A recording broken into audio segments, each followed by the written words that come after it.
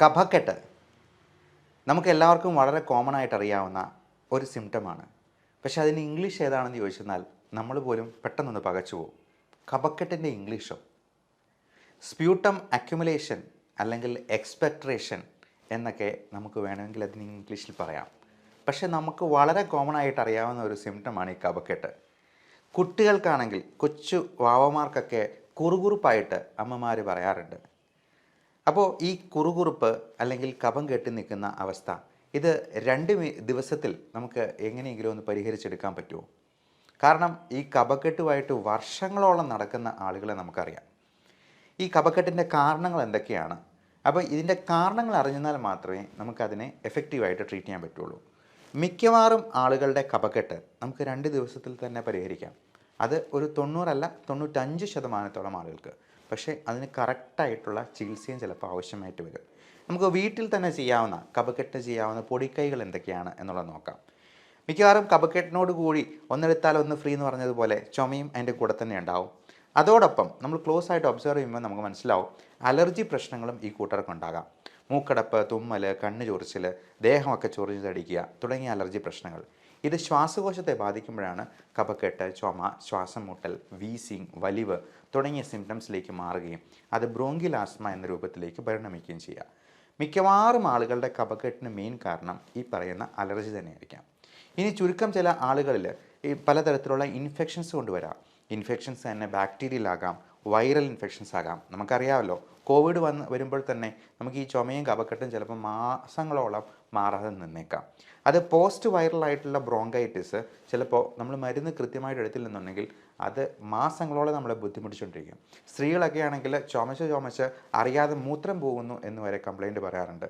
അപ്പോൾ അങ്ങനെയുള്ളപ്പോൾ നമുക്ക് ചിലപ്പോൾ ചില അവസരങ്ങളിൽ ഈ കഫം എടുത്ത് പരിശോധിച്ച് അതിന് വേണ്ട കൾച്ചറും ചെയ്ത് അതിന് പറ്റിയ ആൻറ്റിബയോട്ടിക്കും കൊടുത്ത് അതിന് വേണ്ടിയുള്ള ട്രീറ്റ്മെൻറ്റ് ചെയ്യുക തന്നെ വേണം.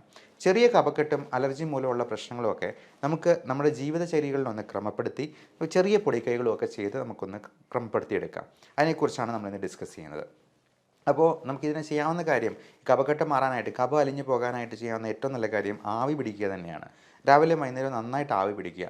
അത് പ്ലെയിൻ ആവി തന്നെ എടുത്തെന്നാൽ മതിയാവും. വേണമെങ്കിൽ വിക്സോ തുളസിയിലോ അങ്ങനെ എന്തെങ്കിലും ഇടുന്നതിൽ കുഴപ്പമില്ല. ഒരുപാട് പ്ലാന്റ്സും പച്ചക്കറികളും ഒക്കെ ഇടണമെന്നല്ല. നമ്മൾ ജസ്റ്റ് ആവി കൊള്ളിക്കുന്നത് തന്നെ, സ്റ്റീം എന്ന് പറയുന്നത് തന്നെ നല്ലൊരു മ്യൂക്കോലൈറ്റിക് ഏജൻ്റാണ്.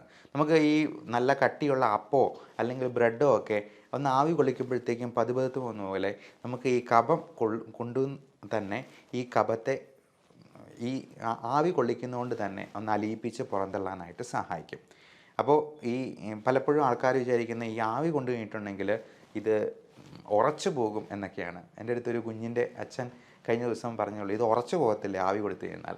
ഇല്ല, ഇതിന് ഞാൻ പറഞ്ഞ ഉദാഹരണമാണ് ഞാനിപ്പോൾ ഷെയർ ചെയ്തത്. അതുപോലെ നന്നായിട്ട് വെള്ളം കുടിക്കുക. അത് തിളപ്പിച്ചരച്ച വെള്ളം കുടിക്കാവുള്ളൂ. തണുത്ത ഭക്ഷണ സാധനങ്ങൾ പരമാവധി ഒഴിവാക്കുക.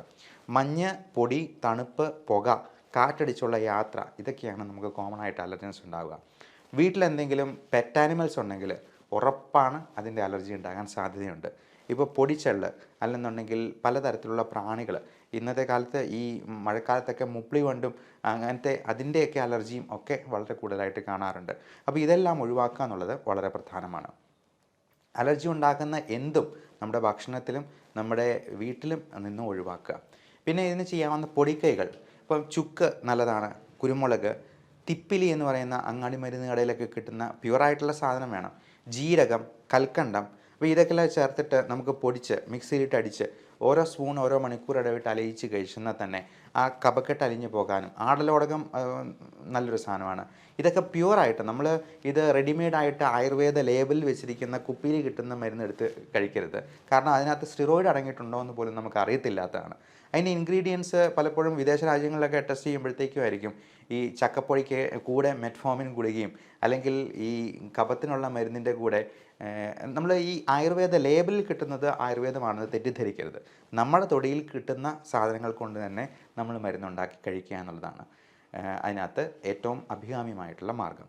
പിന്നെ ഇതിൻ്റെ ട്രീറ്റ്മെൻറ്റിലോട്ട് വരുമ്പോൾ ഇതിലാണ് പലപ്പോഴും ആൾക്കാർ പേഷ്യൻസിൻ്റെ ഒരു ധാരണ, നമ്മൾ ഇതിന് കൊടുക്കുന്ന നെബുലൈസേഷൻ, ഇൻഹേലർ മരുന്ന്, ഇതൊക്കെ വളരെ ഏതാണ്ടോ ഭയങ്കര ഡോസ് കൂടിയ സാധനമാണ്, അങ്ങ് അതിന് അഡിക്ഷൻ ഉണ്ടാകും, തടി കൂടും, അങ്ങനെ പലതരത്തിലുള്ള തെറ്റിദ്ധാരണകളുണ്ട്.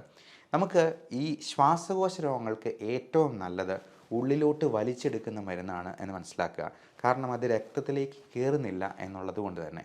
നമ്മൾ ഒരു മുറിവുണ്ടാകുമ്പോൾ അതിൽ ഓയിൻമെൻറ്റ് പുരട്ടുകയായിരിക്കും ഏറ്റവും നല്ലത്.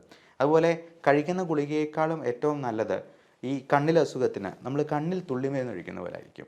എന്ന് പറഞ്ഞ പോലെ ശ്വാസകോശ രോഗങ്ങൾക്ക് അതിൻ്റെ ഉള്ളറകളിലുള്ള കഫത്തെ അലിയിച്ച് കളയാനും ആ ബ്രോങ്കസിനെ ഡൈലേറ്റ് ചെയ്യാനും ഈ കഫത്തെ പുറന്തള്ളാനായിട്ടും അതിനുള്ളിലുള്ള നീർക്കെട്ട് കുറയാനായിട്ടും ആൻറ്റി ഇൻഫ്ലമേറ്ററി എന്ന് പറയും, അങ്ങനെയുള്ള മരുന്നുകളാണ് കൊടുക്കുന്നത്. ഇത് സ്റ്റിറോയിഡ് ഇല്ലേ എന്നുള്ളതാണ് വേറൊരു ചോദ്യം. ഈ സ്റ്റിറോയിഡ് എന്ന് പറയുന്നത് ഈ ഇൻഹേലർ മരുന്നിൽ ഉപയോഗിക്കുമ്പോൾ അത് മാക്സിമം 400 mcg ഉള്ളൂ. അതായത് 1 മില്ലിഗ്രാമിൻ്റെ പകുതി പോലും ഇല്ല എന്ന് മനസ്സിലാക്കുക. നമ്മൾ കഴിക്കുന്ന ഒരു പാരസ്റ്റമോൾ ഗുളികയിൽ 650 മില്ലിഗ്രാം ഉണ്ട്. അപ്പോൾ ഈ ഡോസിൻ്റെ വ്യത്യാസം കഴിക്കുന്ന ഗുളികയും ഇൻഹേലറും തമ്മിൽ ഒത്തിരി അന്തരമുണ്ട് എന്ന് മനസ്സിലാക്കുക.